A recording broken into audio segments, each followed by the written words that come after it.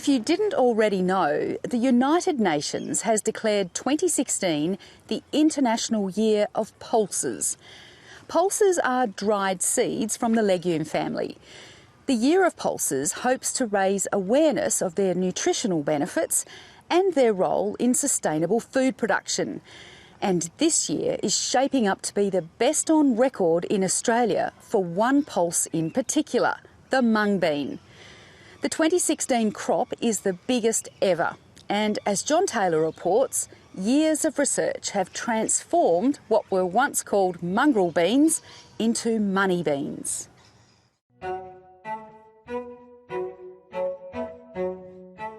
This is a mung bean, as you've never seen one before. Canberra-based artist Erica Seckham has captured it as it germinates. These virtual sprouts, mung beans and alfalfa here, were recorded with a process called microcomputed X-ray tomography. Mung beans have never looked so beautiful or mysterious. But what's happening farming mung beans in Australia is just as interesting.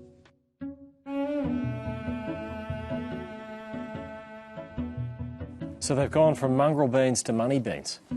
Well, working that way. Queensland farmers are some of the best pulse growers in the world, and despite the fact that they wouldn't touch mung beans with a barge pole, they're sort of steak and veg guys. It's a bit decadent. Oh yeah. You wouldn't believe that was mung beans, would you? No.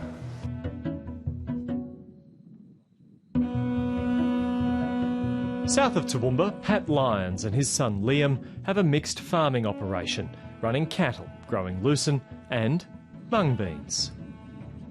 That 2 inches of rain did them good, didn't they? Oh, hell yeah. Save us watering now, won't it?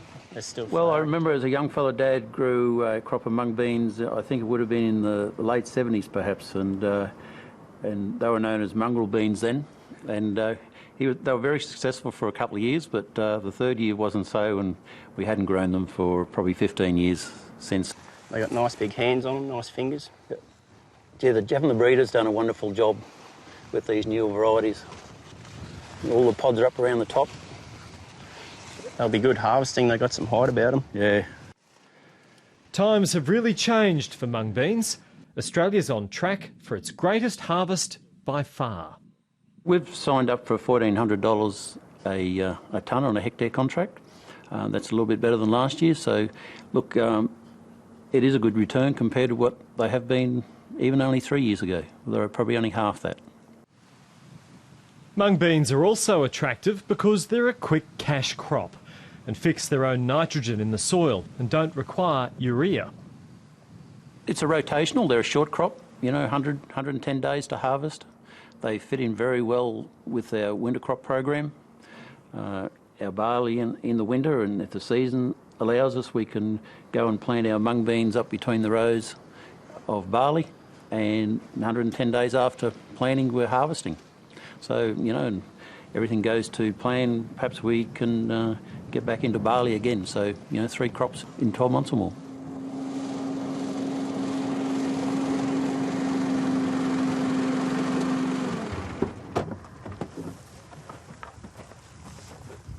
Morning, Pat. Morning, Liam. Hello, Paul. How are you this morning? I'm good.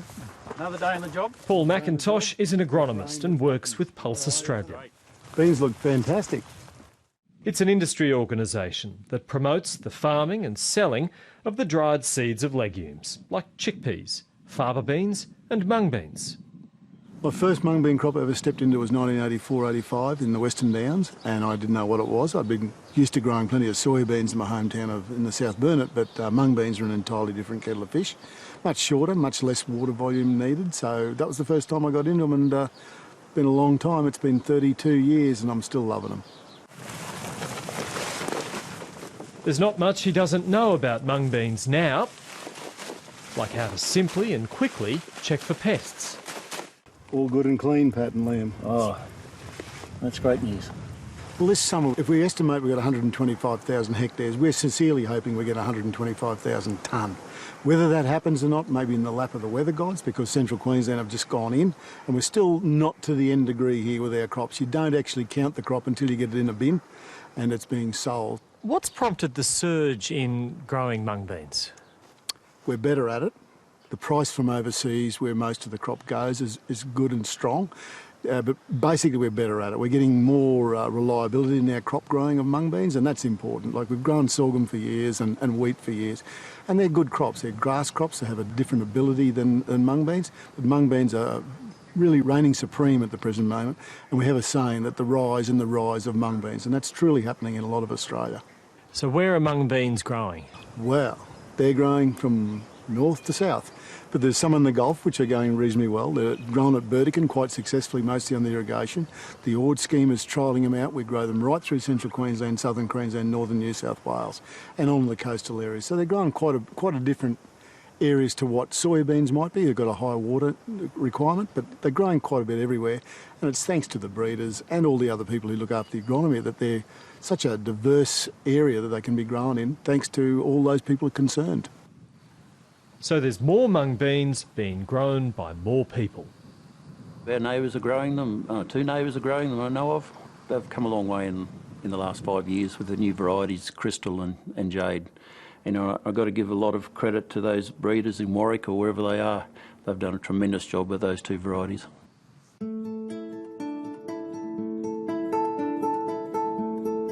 This is the Queensland Agriculture Department's Hermitage Research Station at Warwick.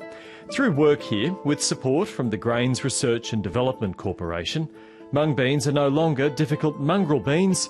They've been physically transformed to be easier to grow, more disease resistant and to yield more. More flowers and more pods, greater harvestability, so the plants are taller, they're carrying their pods higher in the canopy, and they're hanging onto those pods and much less prone to shattering than varieties used to be in the past. Mung beans can self-pollinate, but using traditional plant breeding, Cole Douglas takes pollen from one plant and puts it on another, carefully. I aim to make about 60 crosses every winter, and to get a successful cross it might be anything up to 3 or 4 attempts. With practice, good eyesight and steady hands, a flower is dissected and the male parts are removed, leaving just the female part. It's then dusted with pollen from another plant, and so a new mung bean plant will be born with new characteristics. So in 2008, the program released 2 varieties. The first of those was Crystal. So Crystal represented a 20% yield gain over the previous variety that had been grown for maybe 10 or 15 years. And in plant breeding terms, that's a quantum leap. And that really gave a shot in the arm to the industry and raised the confidence for growers and the industry to adopt mung beans and to increase production. But what's grown in the shade house has to be tested in the field. So this, Cole, is where the mung beans hit the soil. Yeah, this is our halo blight disease nursery. These mung bean plants have been planted at the same time and all deliberately made sick. They've been sprayed with halo blight, a bacterial disease that's probably the most important economic disease of mung beans in Australia. It's no good having plants that can produce good quality beans only to easily succumb to disease. This particular variety here, you see the really clean leaves? Yeah. So this is a highly resistant plant, so as a breeder I'm very, very interested in this. But it's late flowering, and compared to the varieties around it, there's no yield potential here. This is a susceptible commercial variety, so there's good yield on this plant, but what we really want to do is to bring the resistance from that plant that we looked at with those clean leaves and transfer that characteristic into this variety here. So we'll get even greater productivity and reliability through disease resistance. A lot of work and thinking is going into developing mung beans. There's also funding from the Australian Centre for International Agricultural Research, accessing new breeding technologies, and a new project with the Queensland University of Technology. I don't think it does end, John. As I said, it's an iterative process. Regularly at field days I get asked by farmers, oh, can we have a mung bean that produces more stubble and produces more stubble cover in the following crop? Can we have mung beans that yield 3 tonnes to the hectare? Can we have larger seeded mung beans? Can we have... There's an endless shopping list of characteristics that people want out there.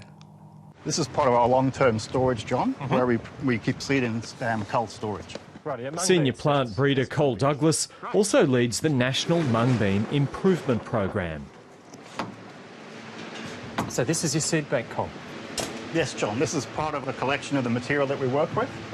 So what we have here are about 600 lines which represent the breadth of the genetic diversity that's available to us as mung bean breeders.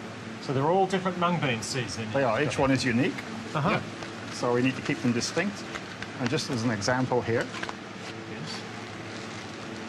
so that would be a large shiny bean. So that's about 99% of what's grown in Australia. So that's our main export market. Yes. So that's most of the work that we do in the breeding program is producing improved varieties that look like this, and Australia is really a preferred supplier of mung beans. So in terms of then Australia, how important is this seed collection here of mung beans for the industry? This is really important. So the material on the left here is really the core of the breeding program that we've used over the last 12 years. So it's really what the breeding program has been based upon. The material on the left here is half of a project we had with QUT, and this is a world first in mung beans. So the technology, the breeding tools that we're applying here, nobody else is doing this anywhere in the world for mung bean. It all ends here, in the field, with a commercial crop. This field of mung beans in southern Queensland is nearly ready for harvest. These are now physiological mature, which means that we can desiccate these to make it ease of halving. By desiccating, we mean we're going to put a herbicide on here to kill this part of the plant that is still green. So the harvesting, which needs to be dry, can come through and harvest these beans very easily, very quickly, and we can get them off the market. Right. Very easy to crack open when they're dry and mature, as these ones are. You know the 17,000 seeds in a kilogram of these things? 17,000 seeds in a kilogram, yep.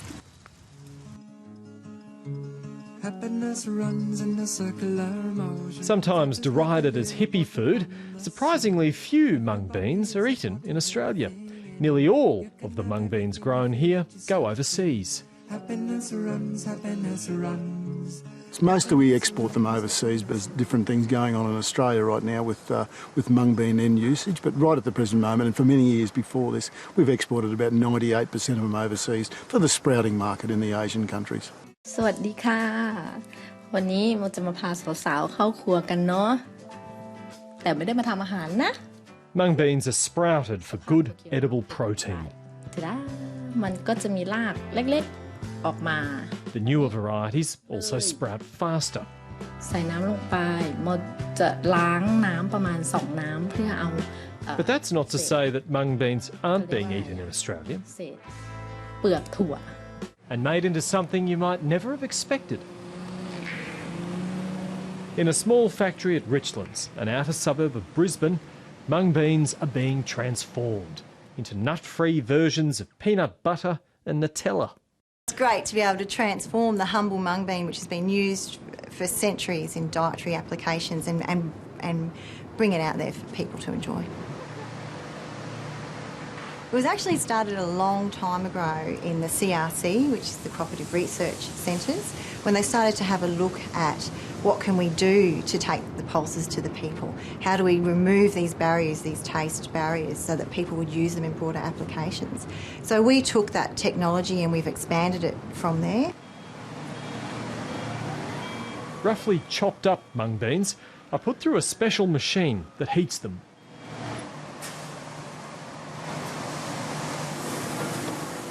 It's proprietary information there, John, but I can tell you that we do use a heat treatment process, which is very gentle on the bean itself, and as a result of that it maintains the nutritional integrity. So your protein levels are maintained, your vitamins are maintained, and your minerals are still as strong as they would be in the raw product. From there, the mung beans can be sold in bulk or processed one step further into a flour by a state-of-the-art milling machine.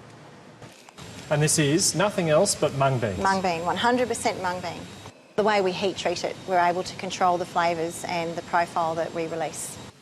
We've had to look down that real allergy-free route because one of the core things that we do here at Foods from the Earth is manufacture the allergy avoidance range of products to give people greater choices.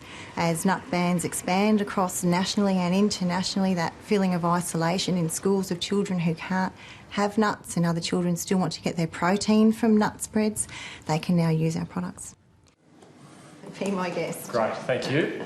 The jars are on sale in some health food and grocery stores, and they're exporting to Singapore, where a bakery chain is using the products as a filler in some of their buns. It tastes just like a peanut butter, doesn't it? You wouldn't know it was made from mung beans. It is quite incredible. It's exciting to be able to achieve that. I'm not sure if you're a fan of crunchy or not, but there you go. And this little start-up company has big mung bean dreams. That's fantastic for cooking. We're also looking at the potential for baby formula. Again, because we've maintained that nutritional integrity, mung beans currently used in baby formula because it's probably got the lowest allergenicity of all the pulses. And you also have that, you don't get the gas and bloating side effect that you typically do from other pulses. So it's quite desirable for early childhood and for aged care. It's pulses to the people.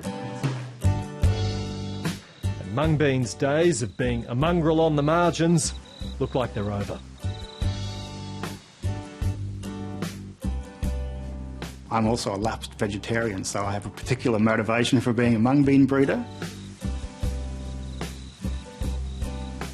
Absolutely no doubt about it. They're coming as a mainstream crop, so people are going to go mung beans and then work out what they're going to plant after their mung beans that suits their mung bean rotation. So it's a really big change of story for the farming in Queensland, northern New South Wales in that summer crop.